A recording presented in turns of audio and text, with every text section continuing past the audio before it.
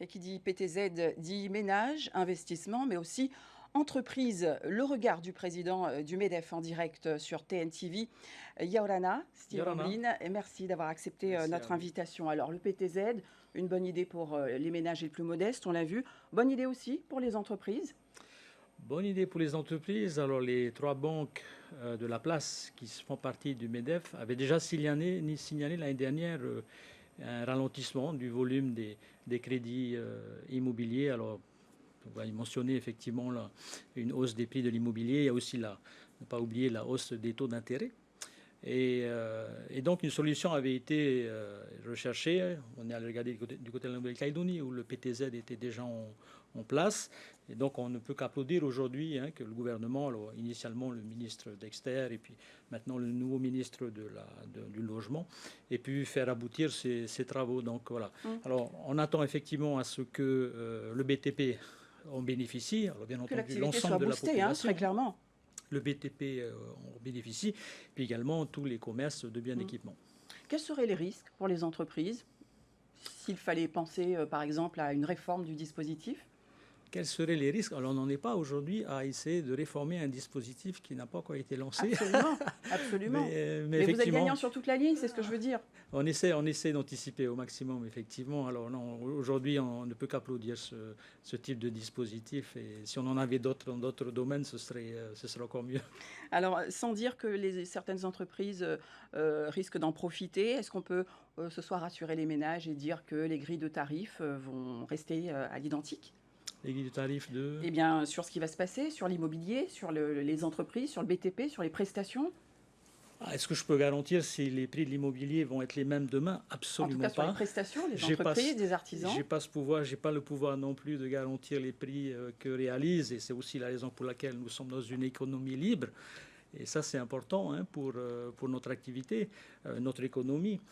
Il faut que les gens, les entrepreneurs puissent décider eux-mêmes des marges qu'ils appliquent. Et effectivement, on entend beaucoup de la part des autorités. On parlait du colloque sur la vie On chère. va en parler, oui. On entend beaucoup, effectivement, ces messages qui nous disent qu'aujourd'hui, la raison pour laquelle la vie est chère en Polynésie, c'est parce que les entrepreneurs feraient des marges excessives.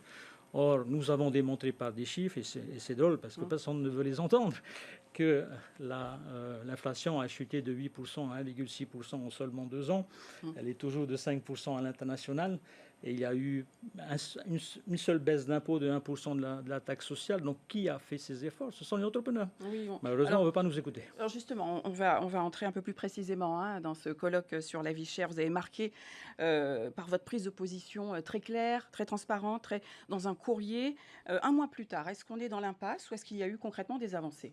Alors nous continuons à travailler avec les ministres. Effectivement, je peux qu'applaudir la qualité des ministres que nous avons. Donc, au niveau des sujets techniques, l'ensemble des membres qui composent le MEDEF sont toujours sur le terrain et à discuter pour faire évoluer les choses et les secteurs. Ça veut dire que vous avez eu une suite à ce courrier? Ah non, là, ce courrier a concerné l'Assemblée, le président de l'Assemblée de Polynésie. Oui. En fait, nous, on n'a pas trouvé, au sein des 10 recommandations qui sont sorties du colloque, on n'a pas trouvé ne serait-ce qu'une seule recommandation forte pour faire baisser les prix. Il s'agit simplement aujourd'hui de remettre à plat et en question le fonctionnement. Qu'est-ce qui vous a chiffonné, Steve Amblin? Est-ce que c'est ce contrôle des entreprises? Oui, plus de contrôle, c'est-à-dire que Mais pourquoi finalement ne pas communiquer en toute transparence sur les coûts, sur les marges? Ça revient en gros à essayer de déterminer combien vous gagnez. Est-ce que vous communiquez dessus? Chaque entrepreneur va essayer effectivement de faire fonctionner cette société. Et puis les chiffres qui nous ont été présentés, ce sont des revenus bruts, parce que derrière, il faut payer des salaires. Donc vous voyez, c'est pas compliqué. Enfin, c'est pas aussi simple que ça. Et donc nous, aujourd'hui, ce qu'on critique, c'est cette mainmise de l'administration, parce que demain, au sortir du colloque, on a essayé de nous faire comprendre qu'il fallait contrôler davantage les entreprises, de contrôler davantage les commerces. Donc alors en gros... alors que vous voulez plutôt agir sur le cadre, hein, c'est ça? Regardez partout vous parlez d'investissement, notamment du droit du travail, c'est ce que vous dites. La libre concurrence, regardez partout ailleurs dans le monde. Une économie qui se développe repose sur la libre concurrence. Et aujourd'hui, malheureusement, nous nous dirigeons vers une administration géante. Et ça, c'est dangereux. Steve Amblin, vous vous êtes aussi déjà exprimé suite aux taxes annoncées par Donald Trump. Votre constat est sans appel. Vous parlez de crise mondiale. Vous voulez une cellule de crise concrètement. Qu'est-ce que cela peut impliquer? Alors, déjà, je n'ai pas de boule de cristal, le MEDEF non plus. Par contre, nous suivons des indicateurs depuis plus d'un an et malheureusement, chaque matin vient confirmer nos prévisions. Alors, on avait espéré que le président Trump puisse ralentir effectivement les échéances. On constate tout simplement aujourd'hui, après 100 jours de son investiture, qu'il a empiré la situation. Donc nous, ce qu'on souhaiterait, c'est que, parce que j'ai vécu en tant que ministre du Tourisme en 2009, j'ai vécu le lendemain de la récession de la crise des subprimes de 2008, et à cette époque, tous nos hôtels étaient à vendre.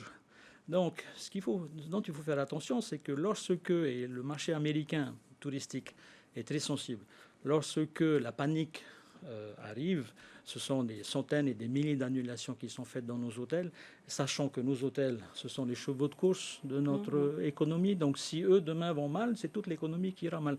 On aurait simplement souhaité, on attend toujours que le pays, alors ils sont très occupés, mais nous aussi, que le pays accepte qu'on puisse clairement en discuter avec tout le monde, avec éventuellement tous les chefs de file politiques et pourquoi pas également les syndicats des salariés. C'est clair. Autre point à évoquer dans l'actualité, ce sera le dernier, la TVA à 1% dans les archipels. Comment c'est perçu ça par les entreprises? Alors, c'est surtout l'application qui va être compliquée. Effectivement, on ne peut que applaudir le principe qui consiste à essayer de trouver une solution pour que les îles payent moins en tout cas, et des prix moindres et moins élevés au vu du fret qu'ils doivent encaisser et régler. Maintenant, la problématique, c'est comment vous faites appliquer ça. Et c'est de cette administration envahissante dont nous parlons et qui aujourd'hui que nous craignons, parce que ça supposera de faire plus de contrôle dans les îles, ça supposera de donner plus de moyens à l'administration, ça supposera donc d'augmenter les dépenses publiques et donc peut-être demain d'augmenter les taxes. Donc ça vient pas. Encore des questionnements à votre niveau. Donc il y a beaucoup de travail à réaliser effectivement pour éclaircir certaines choses. Merci Steve Amblin d'avoir été notre invité ce soir. Et restez avec nous, vous qui avez été conseiller en tourisme en Nouvelle-Calédonie, ce qui va suivre